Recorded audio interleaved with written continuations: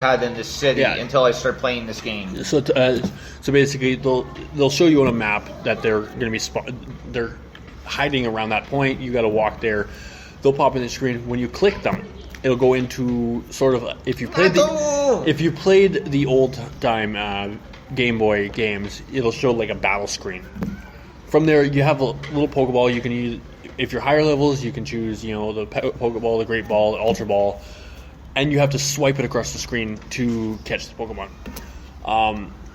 So that's pretty much how you catch it. Is you just basically swipe it. But the whole game is to encourage people to get outside, to enjoy what's around them, to notice what's around them. And I emphasize that point. Notice what's around you. The game isn't designed for you to constantly have your face in the phone. It's designed to get out. Do things, interact with people.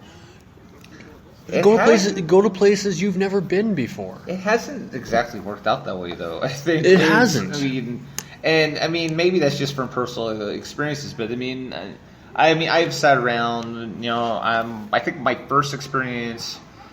of my first experiences with a raid was actually with you here in this very park, over in the garden that's over here, and I mean, there was quite a few of us, there, and I mean, there were people who were standing about as far away as they could, with still being within range of the gym, and we're not interacting at all. Meanwhile, we're sitting around here, on the bench talking to like a couple of 15-year-old kids, or just going absolutely psycho over this game. And you've seen some of my experiences with raids myself, or where the type of people that I tend to associate with these raids, we will interact, we'll talk, we have each other on Facebook, so we'll constantly talk to each other and inform people. You guys have a Pokemon group, and you'll literally say, hey, there's a raid here, and you're running off to go off and to do it. Absolutely. There's an app called Discord that is literally designed for a group here in Winnipeg that is actually put on by Jesse and his team. That literally helps all of us in this city interact more of the different raids going on.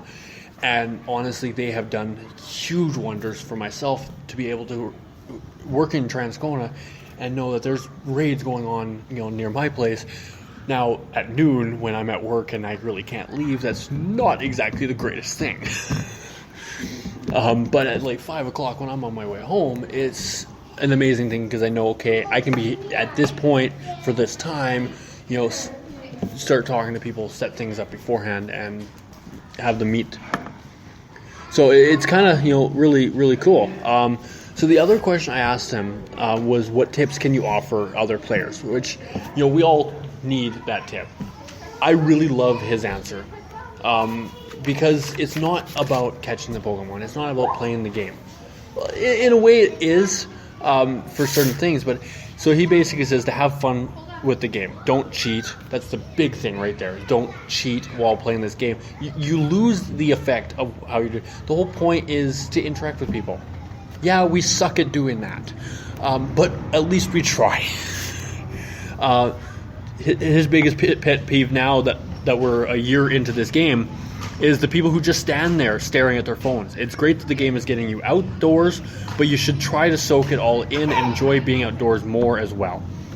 Even if Pokemon Go is the only reason to be outside, immerse yourself in the environment more rather than just staring at your phone the whole time. It makes the game more fun. I couldn't say that better myself. Go out there. Some of the greatest things I've experienced while playing this game is randomly walking by myself with the game on my phone, and I'll have people walk up to me and say, "Do you have this Pokemon?" And it's like, no, well, it's spawned over there. Go now. So they'll actually help you catch what you need to catch. And I credit a lot of people here in the Assiniboine Park itself for helping me get as far as I have. The other night, 2 of us were walking up for an Alakazam raid. Now, 2 of us, we could have taken on with some difficulties, but we noticed this couple walking away from it, and they were playing Pokemon. And I just asked them, I said, are you guys doing the raid? And, they looked at each other like, if you guys are going, we'll join in. So it's that whole thing of everybody working together to help each other achieve what they need to do. So I've honestly had so many experiences. My first raid, which seems like forever ago, and that was literally I think less than a month ago, was a Tyranitar. I had just reached, I think it was level 23, and at that point, the restrictions to join raids were at 25. So I'm very disappointed. I'm hearing everybody do these raids, all this stuff, and as soon as they informed that they lowered it to 20, and I saw this person on this Facebook group posting about a raid down here in Assiniboine Park and asking people to come join. So on my way home from work, I rushed here, ran over there, and took part in my very first Pokemon raid. As I'm standing there, everybody involved there, and there was, I believe, 13 other people, including plus myself, and they were giving me tips of how to properly battle, what Pokemon to use, all these different things, and it really felt at that point like a huge community coming together, helping each other out. Now you're not going to get that with every single, gym battle, every single raid.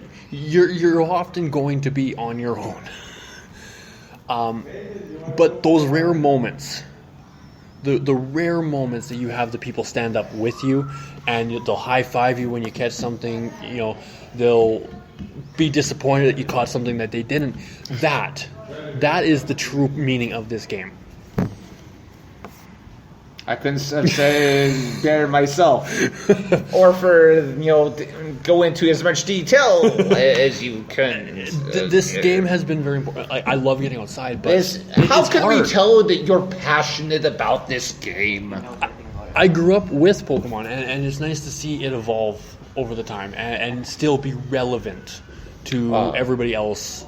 Other than just I don't ourselves. know. This has been one of those games where I really want to go back and see if I can find a couple of old Game Boy Colors and go off and get and start up my team with my Squirtle and start taking over the universe. And see, that's why it's good. Like they have emulators now for your phones that you can actually go out, or that you can put it on your phone and get the original Pokemon games on your phone. I think at one point I had them, but it was glitching on my phone, and I kind of stopped. But I do have the original Zelda on there. Just got a little throwback there. So we're kind of 22 minutes into our show, so that's kind of really awesome. Lazy Nerd said he can lend you one. Well, yes, I know. Thank you, Lazy Nerd. That would be wonderful. I shall have to consider this. Anyway, but I mean, this is this game is quite interesting. It's in a lot of ways. It's been nice for my wife and I because it gives us something to do when we are so inclined to do so. We'll go out and we will take down a couple of gyms, particularly if they're yellow. And fair enough. I usually take down the red. It's amazing. I gotta tell you, man. I do go off and appreciate the simple fact that you were able to take down the gym by yourself, because my wife and I, we tend to team up to go off and to do this to make it a lot easier. Now, keep in mind, even though I do take down a gym by myself, I'm not doing it easily. I will sacrifice at least a dozen Pokemon just to take down one gym. But it's the point of doing it, right? Because if things were so hard that we walked away, and at some point, most of us did walk away from this game. I know I did when they had a 10 Pokemon, in a gym tier as opposed to a 6 now, where actually every time you battle it, they get weaker. I gave up at that point because it was so difficult to get into a gym and to hold anything in there. As opposed to now, I'm actually sitting at, I believe, 404 hours defended in a gym since I came back. And I'm now at level... Considering I started a brand new account when I came back, says a lot. Now you're making me go off. I gotta check this. I gotta find out how many hours I've went off and done. I don't think I've done a fraction of that. And I'm also at almost. I've almost got my achievement for 2,000 Pokemon caught. I think I'm at 1,800. I'm also for Pokeballs or Pokestops spun. So my OCD with games like this really kind of shines when there's badges or different things to earn or to fill the Pokedex. I literally, I will go anxious until I finally catch them all. I'm sitting at 192 for Pokemon caught as of right now for like individual ones, unique ones, so to speak. So it's one of those things where it drives me nuts because there's one badge in there that they no longer have where you at one point you can train in your gym, which would raise it from like a level 1 to a level 2 to so and so until it finally hits level 10. Well, that badge still sits in there, and mine's gray, nothing on it, and I'll never be able to achieve anything on it, and it irritates me that it sits there because everything else will eventually be gold, where I've achieved everything I can possibly get except for that one, and that will be my one flaw. So it's a reminder that I came back way too late. So this is definitely has been a very important game to all of us. I love it. I've walked. I'm almost at 200 kilometers since I came back from to the game, which says a lot. It's I don't know, no words to explain this. And as I pointed out earlier, I am 0-4 for the legendary raids, but I've won about 25 ordinary raids.